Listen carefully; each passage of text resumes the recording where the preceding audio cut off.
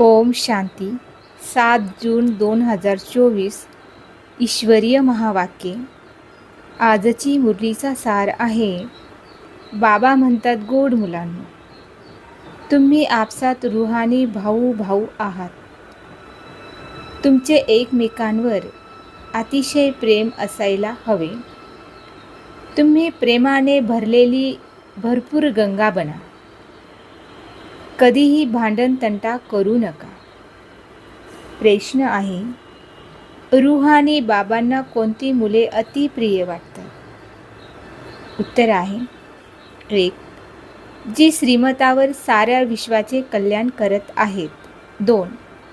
जे फूल बनले आहेत, कधीही कोणाला काटा लावत नाहीत, अर्थात दुःख देत नाहीत. आपापसात अतिशय प्रेमाने राहतात, कधीही रुसत नाहीत. अशी मुले बाबांना अतिशय प्रिय वाटतात.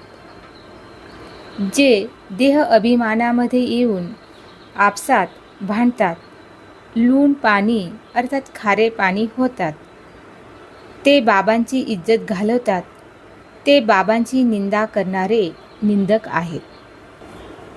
आजचे वरदान आहे, जुना देह आणि दुनियेच्या सर्व आकर्षणापासून सहज आणि सदैव दूर राहणारे राज ऋषी भव.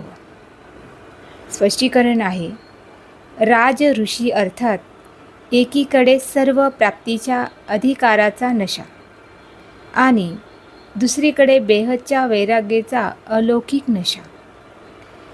वर्तमान समयी या दोन्ही अभ्यासाला वाढवत चला.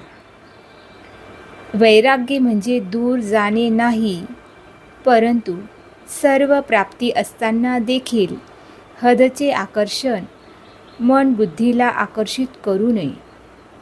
संकल्प मात्र देखील अधीनता असू नये. याला म्हणतात राज ऋषी अर्थात बेहदचे वैराग्य. हा जुना देह आणि देहाची जुनी दुनिया, व्यक्त भाव, वैभवाचा भाव या सर्व आकर्षणापासून सदैव आणि सहजच दूर राहणारे.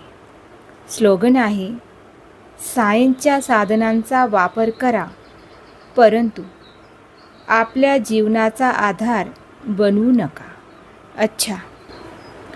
गोड गोड खूप खूप वर्षानंतर भेटलेल्या मुलांप्रती मात पिता बाप दादांची प्रेमपूर्वक आठवण आणि सुप्रभात. आत्मिक पित्याचा आत्मिक मुलांना नमस्ते. आम्हा आत्मिक मुलांचाही आत्मिक पित्याला नमस्ते. ओम शांती.